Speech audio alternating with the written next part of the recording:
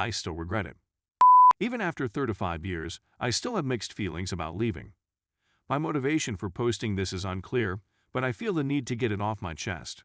I, 60, married my high school sweetheart when I was 18 years old. He was well-educated, bright, and charming, and the kind of guy who could hold a room's attention. He was incredibly outgoing. Despite the fact that I'm really timid, we were a great match.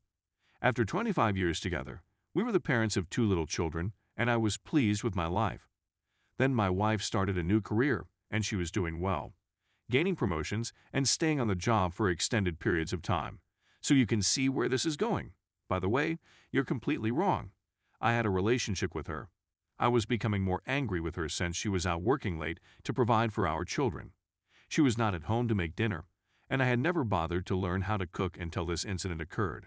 Because I didn't do it, the laundry would pile up for a few days, and I would be responsible for picking up the kids from school while she was away at work.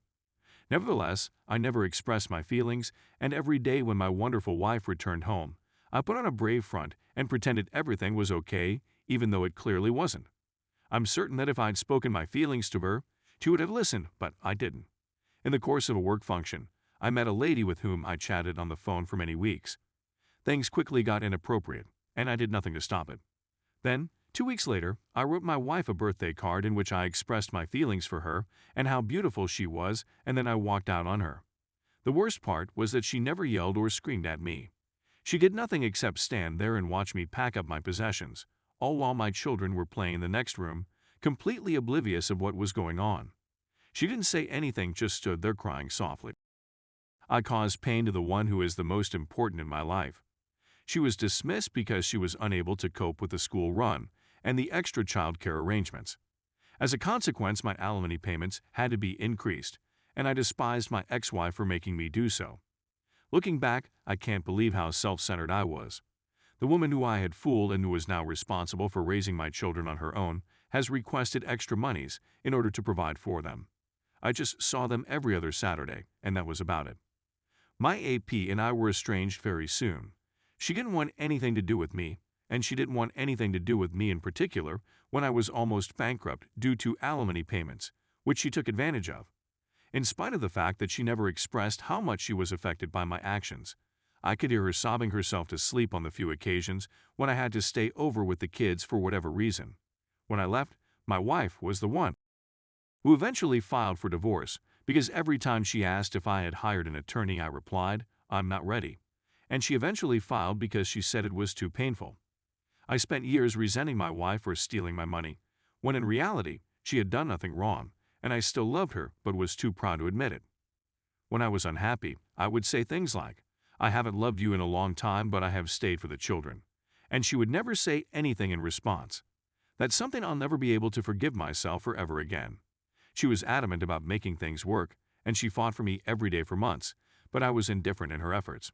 She admired me despite the fact that I disliked her. Then she met Mark, who was much older and wiser than she was, and he fell in love with her in the same manner that I should have fallen in love with her. He was and continues to be a lovely and kind gentleman toward her and my children. Seeing someone else fall in love with the person you were intended to be with for the rest of your life is one of the most difficult things I've ever experienced.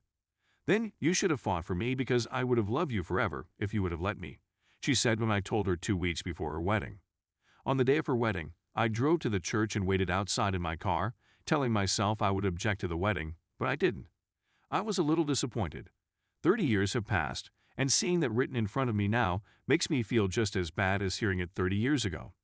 Having to see her with him for all these years has served as my penance, and although I've had the odd connection with her, nothing substantial, I will never forgive myself for what I did today would have been our 42nd wedding anniversary, which should have been our punishment. My belief is that infidelity is not something that can be fully recovered from. Rather, it is something that must be learned to live with. Story 2. How do you deal and feel okay with throwing away 2 years of love, sweat, and lots of tears invested into a relationship? How can you accept what occurred when there is no silver lining? You just notice the harm and take a step back from it. This relationship just served to damage you and put you back in life. All they did was steal from you, squander your time, degrade your self-esteem, take your money, and remove your hope and happiness. You get the impression that you have learned nothing significant or useful. You have conflicting emotions because, on the one hand, you still care for and love this person as you always have. But on the other hand, you begin to see them for who they really are and everything that they have done to you, and you become furious and disgusted with them. You are filled with rage. With your love covering up all the terrible, the blinders gradually dissolve, and you no longer notice them. You no longer view them through rose-colored glasses or in their potential or version that you envisioned, but you see them for who they are and what they have shown you, and it is something really nasty. What is your thinking process for overcoming those painful sentiments of remorse, as well as indignation and even hate for the individual who exploited you? Whether they cheated, led you on, feigned to desire a relationship to mind FKU, and put you through this hot and cold period before abandoning you like old hard cold McDonald's French fries for the birds to consume. I have difficulty letting go. It pushes me to face a slew of demons. The way things ended makes me rethink the whole relationship. As if it were all a deception, all a ruse to take advantage of me. I now see how tightly I was clinging to a delusion. I had to think he loved me or everything would be as horrible as it seemed. It was my most powerful weapon for forgiving him and moving on from the twisted deed he committed upon me. If he loved me, it may have been an accident, and I justified myself by remaining silent all that time. But if he didn't, he was just a criminal, a predator. A stranger to me and an abuser who regarded me as the ideal, naive, innocent target. That is, I feel, why I was able to make such a significant contribution to the relationship. I need to believe that he was concerned about me. That was correct, by the way. It pushed me to give all I had, which only helped to exacerbate my predicament. I love the fact that I still have feelings for him and want him back in my life. In an unusual sense, he feels at ease in his own skin. As I got older, he served as a refuge, a source of hope, and a source of fantasy for me. He was my home away from home, and he was everything I had ever wanted. However, reality did not live up to my expectations and desires for him. There was a lot of potential there, but it always seemed like we were on two completely different time schedules from one another. Each of us is always accessible at two different times for the other. Although it is the same train ticket for the same location, the departure time is different. The difficulty was that I was willing to wait for him, but he wasn't willing to wait for me. It's tough to let go of someone when you've given so much of yourself to them. My rejection rate for legitimately good men was at an all-time high, and some of them were admittedly much better than him. The life, love, and vacations I'd given up for someone who has used me, cheated on me, humiliated and turned me into a shell of the person I used to be. Someone who wasn't even loyal to me or honest with me. I'm sick of it all. All I want is that it weren't true. It makes my heart ache. It was this man who set us up for failure, and despite my attempts to clean up his own mess, he just served to aggravate the situation. I loathe this individual and all they've done to me and put me through, as well as all of their lies and deceit. This individual is the greatest lie I have ever met, as well as the largest letdown. They are never there when you need them, and they are also the most self-centered person I have ever encountered.